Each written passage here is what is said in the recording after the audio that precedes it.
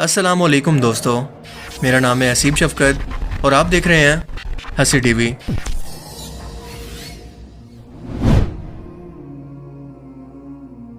कुरान करीम में अल्लाह ताला ने वाज़े तौर पर इंसानियत और जिन्नात यानी दो ऐसी मखलूक़ात जो कि शऊर, अकल और अपनी मर्जी रखती हैं, इन्हें बार बार चैलेंज किया है कि इस कुरान जैसी कोई एक सूरत भी बनाकर दिखा दो। अब आप सोचें कि क्या पूरी इंसानियत के अंदर क्या कोई ऐसा एक भी ज़हीन दिमाग नहीं है जो कि कुरान करीम के इस पैटर्न को कॉपी करके एक सूरत को भी बना सके। ये कैसे मुमकिन है कि अल्लाह की ज़ात क़यामत तक के लिए इतना बड़ा दावा करे? और ये चैलेंज अल्लाह ने एक बार नहीं बल्कि बार बार कुरान करीम के अंदर इस तरह से बयान किया है कि सूरह अल बकरा की आयत 23 और 24 के अंदर अल्लाह पाक मुशरिकीन मक्का को मुखातिब करके फरमाता है, और अगर तुमको इस किताब कुरान में जो कि हमने अपने बंदे मोहम्मद सल्लल्लाहु अलैहि वसल्लम अरबी पर नाजिल फरमाई कुछ शक है तो इसी तरह की एक सूरत तुम भी बना लो और अल्लाह के सिवा जो तुम्हारे मददगार हो इनको भी बुला लो अगर तुम सच्चे हो। अल्लाह के सिवा मददगारों का लफ्ज़ आपने ख़ास तौर पर अपने ज़हन में रखना है, जिसे हम आगे चलकर डिस्कस करेंगे।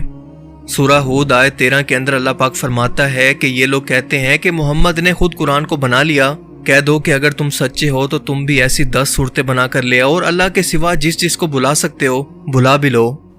सूरह इसरा आयत 88 के अंदर फरमाता है कि कह दो कि अगर इंसान और जिन इस बात पर जमा हो जाएं कि इस कुरान जैसा कोई कलाम बना लाएं तो इस जैसा कोई कलाम नहीं ला सकेंगे, फिर चाहे वो एक दूसरे की मदद भी क्यों ना कर लें।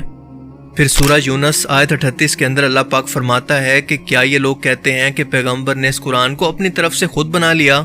कह दो कि अगर तुम सच्चे हो तो तुम भी इसी तरह की एक सूरत को बना लो और अल्लाह के सिवा जिनको तुम बुला सकते हो इनको भी बुला लो।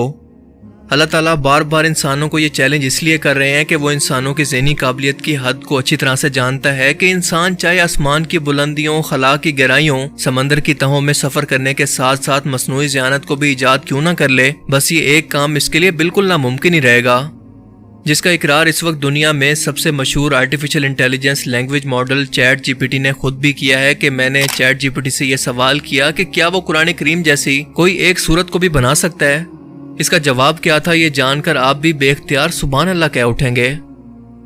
ऊपर बयान करदा आयात के अंदर अल्लाह ने अपने चैलेंज के अंदर ये वाज़े किया था कि तुम जिनको अपना मददगार समझते हो इनको बुला लो। अब 1400 साल के दौरान कोई इंसानी ज़हन तो ये चैलेंज पूरा नहीं कर पाया, और अगर ऐसा हो जाता तो आप सोचें कि ये उस शख्स की ज़िंदगी की सबसे बड़ी कामयाबी होती। अब बात आती है उस मदद पर जो कि इस वक्त इंसानों के लिए सबसे बड़ी मददगार है, यानी टेक्नोलॉजी। और कुरान क्योंकि लिंग्विस्टिक ज़बान के लिहाज से भी एक मौजज़ा है, लिहाजा एडवांस लैंग्वेज मॉडल को जब इसे कॉपी करने के लिए कहा जाए तो इसका जवाब कुछ ऐसा होता है कि एक आर्टिफिशियल इंटेलिजेंस मॉडल होने के नाते मैं सिर्फ कुरान पाक के स्टाइल को कॉपी कर सकता हूँ, मगर कुरान करीम क्योंकि अल्लाह की तरफ से नाजिल किए हुए अल्फाज हैं जिनकी इस्लाम में एक यूनिक हैसियत है, मैं जितनी भी कोशिश कर लूँ मगर कुरान करीम के अलहामी तौर पर नाजिल हुए अल्फाज का मुकाबला नहीं कर सकता। सुबहान अल्लाह। इंसान तो इंसान, इसके अलावा जिन और हत्ता के मशीन भी इस कुरान की इनफरादियत, अल्फाज के चुनाव और इल्म के सामने बेबस है। लेकिन चैट जीपीटी का मजीद कहना था कि मैं सिर्फ मिसाल के लिए अपनी तरफ से एक सूरत आपको बनाकर दिखाता हूँ जो कि असल में कुरान पाक नहीं है, बस पूरे कुरान पाक को पढ़कर ये मेरी इमेजिनेशन है। और इस सूरत का नाम इसने रखा सूरह अन-नुराया, यानी रोशनी वाली आंखें। और ये आयत कुछ इस तरह से थी कि हिदायत की रोशनी आसमान से नाजिल होती है, दिलों को अक्ल और हकीकत से रोशन करती है। अल्लाह की बातें सबसे ऊपर मौजूद चमकती हुई रोशनी है जो कि गहरी रातों के अंदर भटकने वालों को हिदायत देती है। इस किताब के अंदर साफ निशानियां हैं इन लोगों के लिए जो कि इल्म हासिल करना चाहते हैं। अब आप जरा गौर करते जाएं कि ये तमाम आयात कुरान करीम की आयात से कितना मिलती जुलती हैं। इसने मजीद आगे लिखा कि यह हिदायत की राहों को वाज़े करती है ऐसे लोगों के लिए जो साफ दिल वाले हैं और सही अकीदे की तलाश में हैं। ऐ मोमिनो, रोशनी को हासिल कर लो और इसकी इताअत करो कि ये रोशनी तुम्हें सुकून और बरकत की जिंदगी की तरफ ले जाती है। जहालत की तारीकी से खुद को महफूज रखो, अल्लाह की रोशनी को बदलने की कोशिश ना करो। वो आसमानों और ज़मीन का पैदा करने वाला है और दिल की हर बात को जानने वाला है। इसकी रहमत और इसकी मोहब्बत हर शय को घेरे हुए है। इसकी हिदायत को कबूल करो वरना तुम डगमगा कर गिर जाओगे। कुरान पाक की कुछ आयात का थोड़ा सा भी मुताला करने वाला शख्स आसानी से ये समझ सकता है कि ये तमाम की तमाम आयात कुरान पाक से कितना मिलती जुलती हैं, बस इन्हें लैंग्वेज के तौर पर थोड़ा सा बदला गया है। यानी ये सब कुछ कुरान करीम के अंदर मौजूद आयात और इनके पैटर्न को सामने रखकर कॉपी करके एक मिसाल के तौर पर बयान किया गया है। इसके अंदर चैट जीपीटी का खुद से अपना क्रिएट किया हुआ कुछ भी नहीं है। اس کی مثال ایسے ہے کہ کوئی شخص صرف لفظوں کو ردل بدل کر کے ایک نیا مضمون لکھنے کا دعویٰ کرے، حالانکہ اس کا مین آئیڈیا اصل کی کاپی ہے، اور اس کاپی کے اندر اس کی خود کی کوئی کریٹیوٹی ہے ہی نہیں۔ اس سے پہلے نازل ہونے والی علامی کتابوں مثلاً تورات، انجیل، زبور کے اندر بھی جو ردل بدل کی گئی تھی وہ ان آیات کے معنی اور مطلب کے اندر کی گئی تھی، اور وہ لوگ بھی چاہ کر ان علامی کتابوں کے اندر کوئی نئی آیات شامل نہیں کر پائے تھے۔ اور اس بات کو چیٹ جی پی ٹی بھی اچھی طرح سے سمجھتا ہے۔ وہ جانتا ہے کہ قرآن کریم کی بے مثال عربی ترتیب، الفاظ کا چناؤ اور اس کا علم ایسا ہے کہ اس کا مقابلہ کرنا ممکن نہیں۔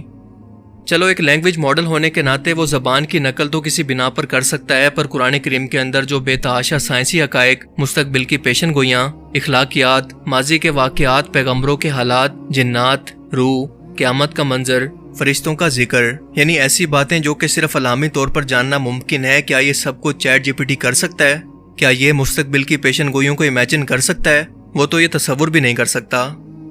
اب اس کی بنائی گئی آیات کو پڑھ کر آپ خود سمجھ لیں کہ کیا اس آیات کے اندر کوئی ایک چیز ایسی بھی موجود ہے جو یہ بتا رہی ہو کہ یہ الفاظ کسی مشین یا کسی سافٹ ویئر کے نہیں بلکہ علامی طور پر نازل ہوئے ہیں۔ یہ لینگویج ماڈل کیا کوئی سائنسی حقائق، کوئی پیشن گوئیاں یا اخلاقیات اپنی طرف سے بیان کر سکتا ہے؟ جبکہ ہم سبھی لوگ جانتے ہیں کہ قرآن کریم کے اندر 1000 سے بھی زیادہ آیات سائنٹیفک حقائق کو بیان کرتی ہیں، اور یہی تو اللہ کا دعویٰ ہے کہ بلا لو ان سب کو بھی جو کہ تمہارے مددگار ہیں، وہ بھی قرآن کریم کے اس معجزے کے سامنے کچھ نہیں کر سکتے۔ اور سب سے بڑھ کر اس قرآن پاک کا بالکل اپنی اصلی حالت کے اندر محفوظ ہونا اس کا سب سے بڑا معجزہ ہے، جو کہ اس سے پہلے کسی علامی کتاب کو یہ اعزاز کے طور پر نہیں ملا۔ یاد رہے کہ قرآن پاک رسول اللہ صلی اللہ علیہ وآلہ وسلم پر علامی طور پر نازل ہوا، آپ پڑھنا لکھنا نہیں جانتے تھے، اور یہ اس قرآن کے سچا ہونے کا ثبوت ہے، کیونکہ اگر ایسا ہوتا تو کافر یہ کہتے کہ دیکھو محمد صلی اللہ علیہ وآلہ وسلم نے خود سے پرانی علامی کتابوں کو پڑھ کر قرآن کریم کو خود سے لکھ دیا، اس قرآن کو خود سے علامی کتاب بنا دیا۔ اسی حکمت کی وجہ سے اللہ پاک نے آپ کو پڑھنا لکھنا نہیں سکھایا، بلکہ جب بھی قرآن پاک نازل ہوتا تو آپ اسے کاتب وحی کو لکھوا دیا کرتے اور اس کی تلاوت فرماتے تاکہ صحابہ کرام اس کو یاد کر لیں۔ اگر آج کے ٹائم کے اندر بھی کوئی شخص یہ کہے کہ قرآن پاک محمد صلی اللہ علیہ وآلہ وسلم نے نعوذ باللہ خود سے لکھ کر اسے علامی کتاب کا نام دیا، تو اس بیچارے کی عقل کا صرف ماتم ہی کیا جا سکتا ہے۔ اللہ تعالیٰ ہمیں سمجھنے کی اور نیک عمل کرنے کی توفیق عطا فرمائے، آمین۔ مجھے امید ہے کہ آج کی اس ویڈیو سے آپ کو بہت کچھ نیا جاننے کو ملا ہوگا اور یہ ویڈیو آپ کو پسند آیا ہوگا۔ اگر یہ ویڈیو آپ کو اچھا لگا تو اسے لائک کیجئے، اور اب میں ملوں گا آپ سے ایک ایسی ہی نئی انٹرسٹنگ ویڈیو میں۔ تب تک کے لیے اپنا بہت سا خیال رکھیے گا۔ Thanks for watching this video. اللہ حافظ۔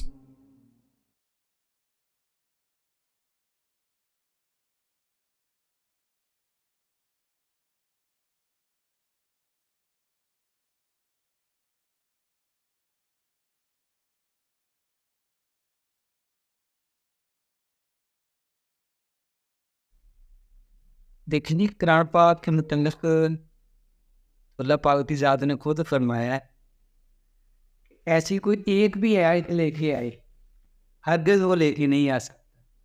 تو ہم تو اللہ اور اللہ کے رسول کو مانتے ہیں، یہ ایسا ہو ہی نہیں سکتا، روز قیامت تک ایک آیت بھی کوئی لے کے نہیں آ سکتا۔ یہ تو ہمارا عقیدہ اور ایمان ہے۔